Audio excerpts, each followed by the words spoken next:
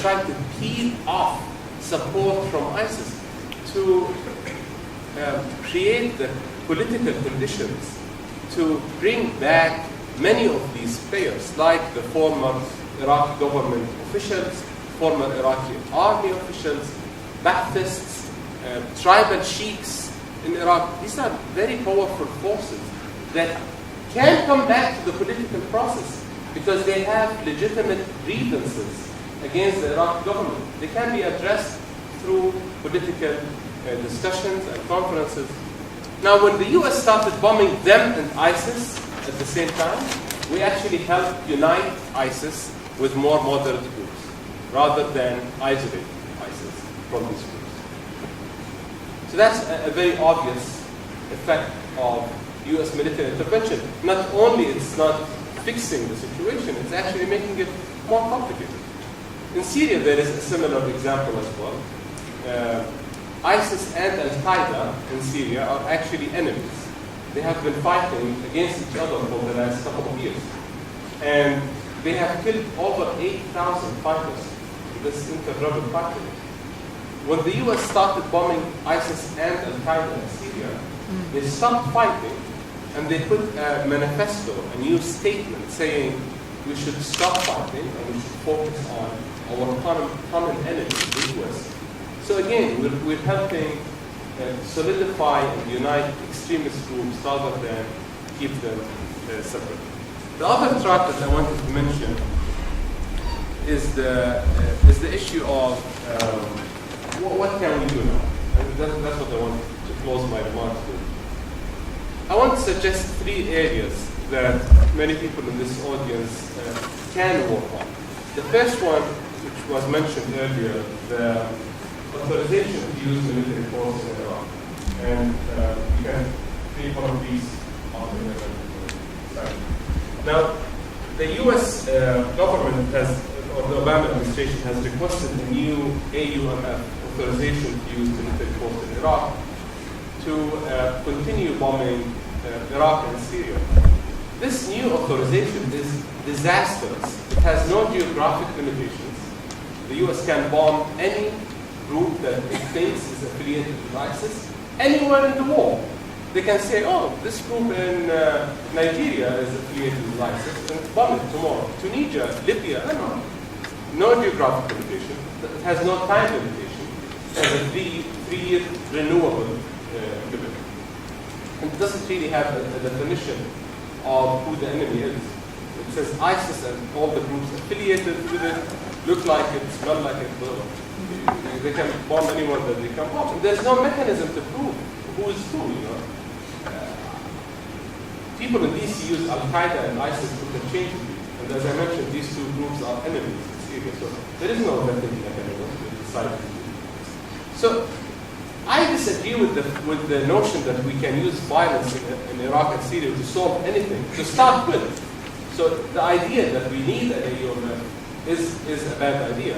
And this AUMF is a bad AUMF as well. So that's one thing that we can do, write to senators and House members as well. I think this one is one for senators, but you can send it to the House members as well, just to say, we don't want this AUMF because it's a bad AUMF and because war is a bad idea.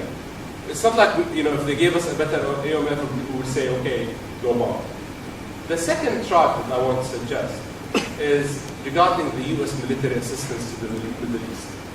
And that is a very crucial thing. We're talking about billions of dollars that go to the Middle East in the form of military assistance every year. And other billions of dollars that go as military sales. The US has a number of laws and regulations that should prohibit us from funding or training or equipping any groups or countries that have been committing gross human rights violations. And we have a set of limitations. Some of them prohibit us from selling or aiding entire countries. Some of them go down to the level of a unit.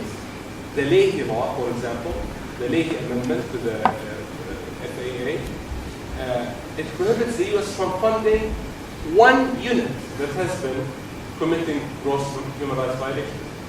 So that's another area that you can work on, saying no to a U.S. role in crimes committed in Palestine. You know, many of these crimes committed by the Israeli forces are funded by our money.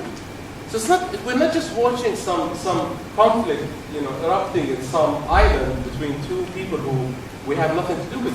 We're an active participant in the conflict that's going on and in the occupation that's going on in Palestine. Or in Iraq, the crimes committed by our partners in Iraq. These are our crimes. We're aiding and abetting. All of these crimes are funding them.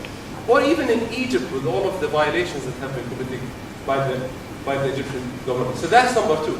Number one, the IMF. Number two, you can work on demanding better implementation of U.S. laws that prohibit us from funding these crimes. Now, the last point that I wanted to bring up before I close is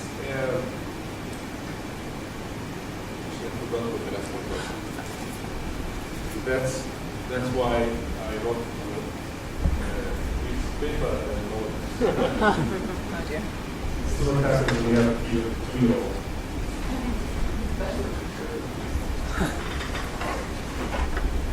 The last point that I want to mention, yes, military spending. And I remember that this beautiful diagram here. So it's looking at the larger problem. I talked about the Middle East at large, but many of the wars that we keep on fighting, whether it's in the Middle East or elsewhere, is because of this inflated military spending problem. And we spend 57% of our discretionary spending.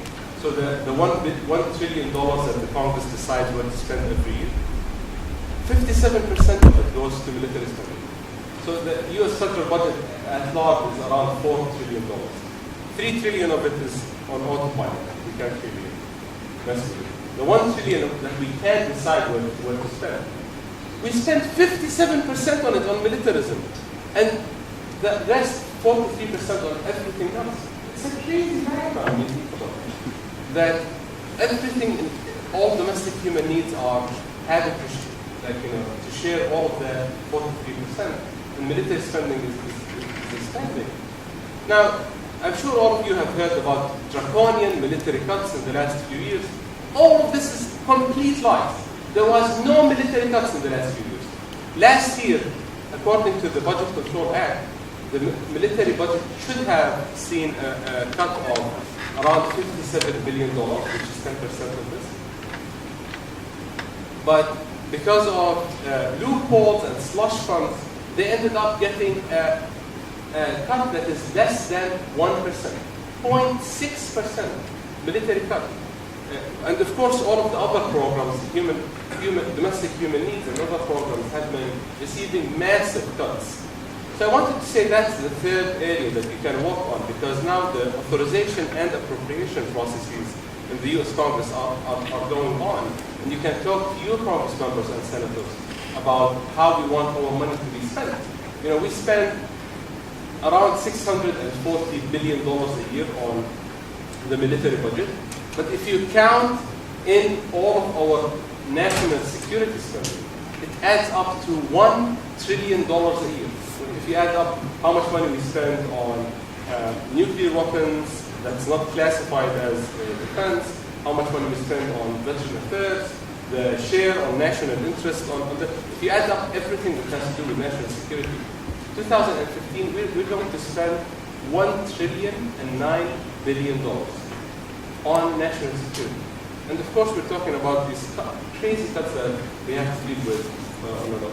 Let me stop here and give the mic to Larry, and I will answer your questions after that.